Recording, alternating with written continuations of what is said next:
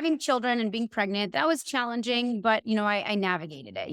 With my first daughter, I ended up with it was both my pregnancies were interesting pregnancies, let's say, but I navigated, I figured it out. And again, looking back, I see all of the things that I would have, if I knew what I knew now, I would have done things a little bit differently. And I probably would have responded to people differently and navigated it a little bit differently. They're actually the most challenging time in my career was actually a few years ago where I was at an institution that I ended up interacting with somebody who was a real bully. He was microaggression, macroaggression, like every kind of aggression, sexist, racist, like everything you could think of. Just like a real jerk. Yeah, just not very. And I, being the naive person that I was, believing everybody is good and good things happen to good people. And I was succeeding at that point. I just gotten some awards. I was thinking, okay, I'm doing okay. I'm at a point in my career where I feel comfortable and confident in where my career is going. And something happened where I was just ignoring this guy. I didn't report him because I said, I don't want to make a big deal out of this. I'm just going to avoid him as much as I can and I'm just not going to deal with it. And then something really bad happened where the rug basically got pulled out from under me. And I found out that this guy had been creating a narrative about me that was completely false and had basically tried to do a bunch of things to destroy my reputation behind my back without me having any idea about it. Mm. And it was a huge punch to the gut because I had all of these people giving me accolades, telling me, wow, you're so amazing. You're so great. You're doing all these great things. And then all of a sudden, I was about to lose my career. I was about to leave clinical medicine because I was like, I don't want to deal with this anymore. I didn't know that I was in this situation where this person could potentially harm me. And I was very naive. And so it took that for me to realize that all the work I'm doing, it's super important, but there's a lot of people out there who don't support it and who actually feel threatened by it. And they will do what they can to try to destroy people who are doing this kind of work. And it sounds very melodramatic as I say it out loud, but it's literally what happened. And so again, I went back to my network when all this was going on and I said, what do I do? Do I stop doing all this work that I'm doing? Do I leave clinical medicine? Do I leave medicine altogether and just spend time with my family who I love? And I would love to have all this time with my family. And I ended up extricating myself from that situation. And and ever since then, I've been much happier. I've been able to grow all of these other initiatives that I've been doing and reflecting back. And this is something I tell my mentees, my trainees, when you're in a situation like that, I think many of us are taught not to make waves. We're taught not to report. We're taught not to engage and address these types of things. And we're told that if you're not doing anything wrong, nothing bad can happen to you. And I have now learned of many other women who very similar things have happened to, where they've been told, keep your head down and just ignore and keep plugging away. And many of them have lost their jobs because this has happened.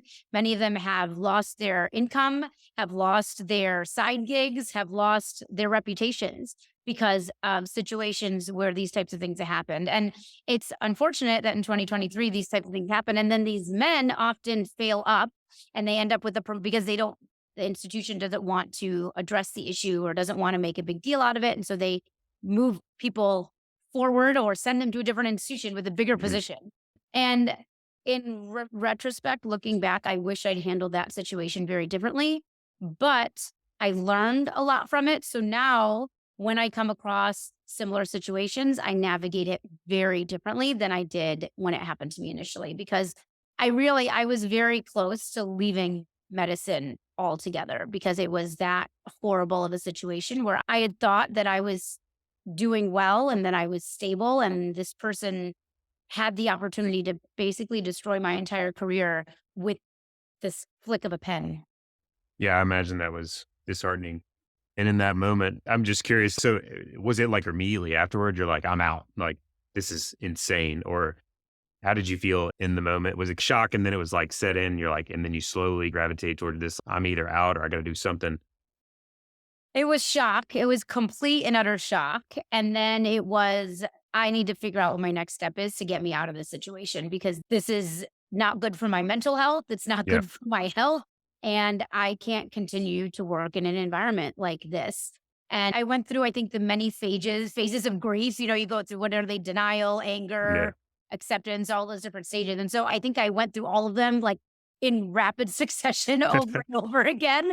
To the credit of my family, I told them, I said, tell me what to do. And they were like, we can't tell you what to do. We can help you figure out what your next step is. But one thing is very clear, like you need out of this situation because this is not sustainable. It's not good for your home life. It's not good for your work Mm, life. And it's just going to continue holding you down. This individual was so egregious in what they were doing that I still, looking back, can't believe that I didn't report him.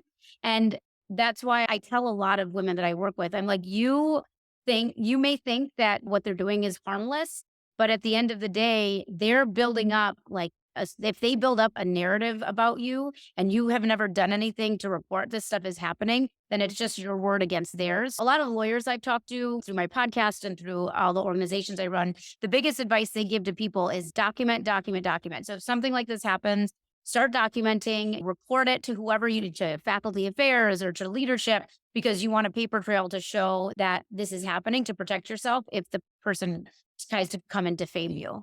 yeah. That's just nuts. That's a thing. But I mean, I guess part of it doesn't surprise me, unfortunately. So would that be your advice? Say someone is early in their career and they've had something like that happen. Is that kind of what your suggestion is, like documentation, like make sure and share it. Don't hide, don't hold it in. Yeah, absolutely. Number one, don't be embarrassed because that's the other problem. Again, a lot of us feel like it's our fault. We must have done something wrong. So you shouldn't be embarrassed. Number Mm, two is find a trusted mentor, whether it's within the organization or outside of the organization. Tell them what's happening and get their advice.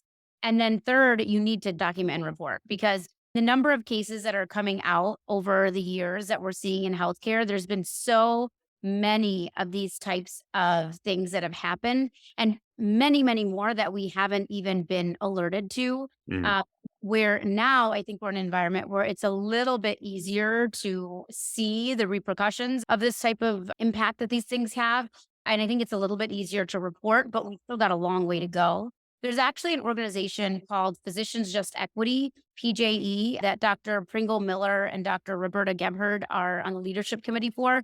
And that organization has actually done a lot of work specifically in physicians and other healthcare workers who have been attacked. And in some cases, legal issues have been brought up. And so mm. they've been a really good organization that's just started a few years ago that's been doing some really great work in this space. So if you don't have somebody you can go to, that's a great organization to reach out to see if they can help find you some support and some people to help you navigate the situation. I think a lot of it is going back to where you were talking about balancing everything is I think the things that I remember you saying that at least stuck out to me where you talked about your network, and then your family, and it takes a village, and then outsourcing you mentioned as well. The unifying thing with all those things, it's like the people around you are huge. And when we start to go, that's why COVID was so terrible, is like we started to isolate. So that is a problem in itself, especially when something bad happens, when you start to like isolate. And sometimes you have a tendency to isolate when something bad